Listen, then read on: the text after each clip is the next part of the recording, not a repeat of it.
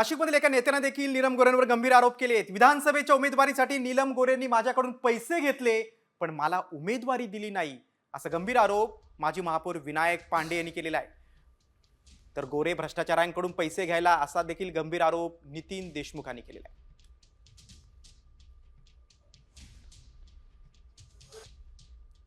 माझी पार्श्वभूमी सगळी सांगितली आणि ताईंना माहिती पण होती, कारण मी 43 वर्षापासून पक्षामध्ये काम करतोय। तर त्यावेळेस ताईंना सगळं सांगितल्यानंतर ताईंनी सांगितलं तिकिटाचं करता इतके इतके पैसे मला द्यावा लागेल। उमेदवारी जाहीर झाल्यानंतर मी पैशाची मागणी केली त्यांच्याकडे, आज देते उद्या देते असं करत गेले। मी संदेश फुले आणि राजेंद्र शे आम्ही तिघही तिथे गेलो। तिथे गेल्यानंतर त्यांनी काही अमाऊंट दिली आणि काही अमाऊंट मला त्यातली कमी दिली। नाही पैसे दिले मी तिला, किती दिले ते त्यांनाही माहिती आणि मलाही माहिती।